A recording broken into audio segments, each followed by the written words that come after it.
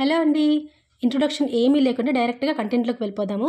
ఒక table spoon నెయ్యి వేసుకొని జొన్న పిండిని మంచి సువాసన వచ్చే వరకు వేయించేసుకొని పక్కన పెట్టేసి, అదే కడాయిలో ఇంకొక టేబుల్ స్పూన్ నెయ్యి వేసుకొని pumpkin seeds, pista, sunflower seeds and నువ్వులు ఇవన్నీ వేసి చక్కగా వేయించేసుకోవాలి. నేనైతే అన్నీ ఈక్వల్‌గా తీసుకున్నాను. మీరు కొద్దిగా ఎక్కువ తక్కువైనా పర్వాలేదు.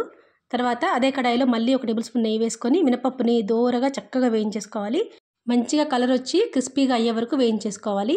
ఆ తర్వాత మనం ఫ్లాక్స్ సీడ్స్, ఎండిన గులాబీ రేకులు ఇవన్నీ వేసి చక్కగా వేయించేసుకోవాలి. ముందే కలిపి వేయించేసుకుంటే మినపప్పు సరిగ్గా వేగదు. అందువల్ల మినపప్పు తర్వాతే ఫ్లాక్స్ సీడ్స్ వేసి గులాబీ రేకులు కూడా వేసి వేయించి పక్కన పెట్టుకొని, అదే గిన్నెలో మళ్ళీ ఒక టేబుల్ స్పూన్ నెయ్యి వేసుకొని కిస్మిస్, గింజలు తీసేసిన ఖర్జూరం పండ్లు కూడా వేసేసుకొని మంచిగా వేయించేసుకొని పక్కన పెట్టేసుకోవాలి. ఇవి ఈ రెసిపీకి న్యాచురల్ స్వీటనర్ అన్నమాట. సో ఇవి తప్పకుండా వేసుకుంటే టేస్ట్ బాగుంటుంది.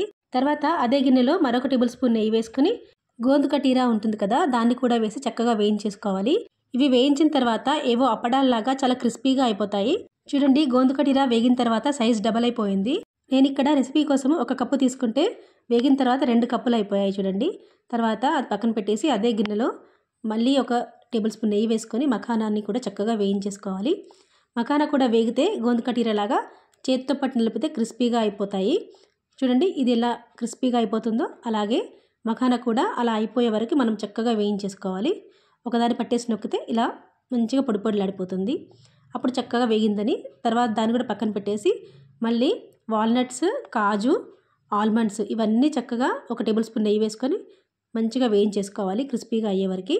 తర్వాత వీటిని కూడా అదే గిన్నెలోకి షిఫ్ట్ చేసేసుకొని ఈ వేడిగా ఉన్న కడాయిలోనే మనము నెయ్యి అది ఏం వేయకుండానే పల్లీలను కూడా వేసి మంచిగా క్రిస్పీగా పొట్టు ఊడే వరకు లోపల వరకు వేగేలాగా మంటని సిమ్లో పెట్టుకొని వేయించుకుంటే రెండుగా పగిలిపోయి చక్కగా వేగుతాయి. ఈ విధంగా వేగిన పల్లీలను కూడా పక్కన పెట్టేసుకొని ఇన్ని వేయించేటప్పటికి కడాయి చాలా వేడిగా ఉంటుంది కదా, ఆ వేడి సరిపోతుంది. స్టవ్ ఏది ఆన్ చేయకుండానే దాంట్లో డెసికేటెడ్ కోకోనట్ కూడా వేసి దోరగా వేయించేసుకుంటే సరిపోతుంది. సో ఈ విధంగా మనము ఇవన్నీ వేయించేసుకొని చక్కగా కలిపేసుకొని కోర్సుగా మిక్సీ పట్టుకోవాలి. ముఖ్యంగా ఈ రెసిపీ హాస్టల్లో ఉండే పిల్లల కోసం చాలా బాగుంటుంది. ఎందుకంటే వాళ్ళకు అన్ని రకాల పోషకాలు అందవు కదా. హాస్టల్లో ఫుడ్ ఎలా ఉంటుందో మీ అందరికీ తెలిసే ఉంటుంది.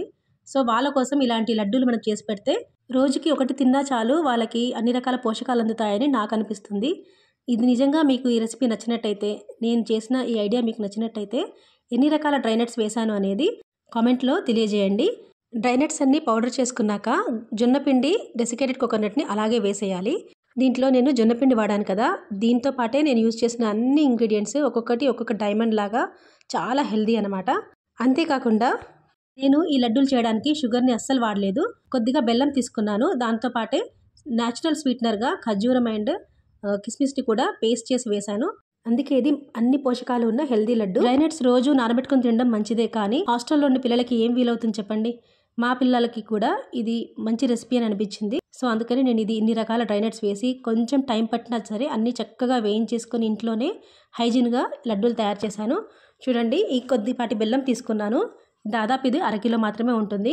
స్వీట్నెస్ ఇది ఇన్ని లడ్డూలకి చక్కగా సరిపోయింది. దీంతోపాటు ఖర్జూరము, కిస్మిస్ పేస్ట్ కూడా వేశాను కాబట్టి నాకైతే ఈ లడ్డూలకి పర్ఫెక్ట్గా స్వీట్నెస్ అనిపించింది. దీనికి కొలత అంటూ ఏమీ లేదు, అన్నీ ఈక్వల్గా తీసుకున్నాను. అన్నీ ఈక్వల్ ఒకటే కప్పుతో మెజర్మెంట్ చేసి తీసుకున్నాను.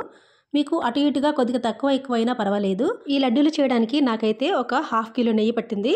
అంతేకాకుండా కొద్దిగా శ్రద్ధగా ఓపికగా మనం డ్రై నట్స్ అన్నిటినీ చక్కగా నెయ్యితో వేయించేసుకొని ప్రేమగా లడ్డూలు చుడితే నెల రోజులకు పైగానే ఇవి నిల్వ ఉంటాయి. దీంట్లో అన్నీ చక్కగా వేయించాము, ఎలాంటి మాయిశ్చర్ లేదు కాబట్టి లడ్డూలు ఏమీ పాడవవు. సో ఇలా చేసి మీ పిల్లలకి చక్కగా పెట్టండి. ఒక్కటి వేయటం మర్చిపోయాను నాకు అనిపిస్తుంది. అదేంటో మీకు తెలిస్తే కామెంట్లో తెలియజేయండి. కానీ రోజ్ పెటల్ స్మెల్తో మాత్రం భలే ఉన్నాయి ఈ లడ్డూలు. ఫైనల్గా రెసిపీ ఎలా అనిపించిందో నాకు కామెంట్లో తెలియజేయండి. ఇందులో ఎన్ని రకాల డ్రై నట్స్ వేసాననేది మీరు కొద్దిగా ఒకసారి చక్కగా లెక్కపెట్టి అన్ని కామెంట్లో తెలియజేయండి. మీకు రెసిపీ నచ్చినట్టయితే లైక్ చేసి, షేర్ చేసి, సబ్స్క్రైబ్ తప్పకుండా చేసుకోండి. మీ ఫ్రెండ్స్ అందరికీ షేర్ చేయండి. లెంతీగా ఉందని మధ్యలో స్కిప్ చేయొద్దు. ఇది చాలా యూస్ఫుల్ వీడియో కాబట్టి లెంత్ అయినా సరే స్కిప్ చేయకుండా వీడియో మొత్తం చూసి నాకు ఎలా ఉందో కామెంట్ చేయండి. చూడండి, మీకోసం ఒకసారి నేను ఏమేమి వేసానో కూడా మీకు చూపిస్తున్నాను. అయితే ఇన్ని వేసుకోవడం అవసరమా అని కూడా అనిపించవచ్చు. అయితే ఈ రోజుల్లో పిల్లలకే కాకుండా పెద్దవాళ్ళకి మనందరికీ కూడా విటమిన్ డెఫిషియన్సీ ఉంటుంది కదా, అందుకే ఇలా చేస్తే బాగుంటుంది అనిపించింది. సో మీకు ఇందులో ఏవి వేసుకోవాలంటే అవి వేసుకోవచ్చు, ఎన్ని తగ్గించుకోవాలంటే తగ్గించుకోవచ్చు. నాకైతే ఇవన్నీ కలిపి చేసిన లడ్డు చాలా టేస్టీగా అనిపించింది. మరి మీకు ఈ వీడియో కనుక నచ్చినట్టయితే తప్పకుండా సబ్స్క్రైబ్ చేసుకోండి, లైక్ చేయండి, షేర్ చేయండి, కామెంట్ చేయండి. Thank you for watching.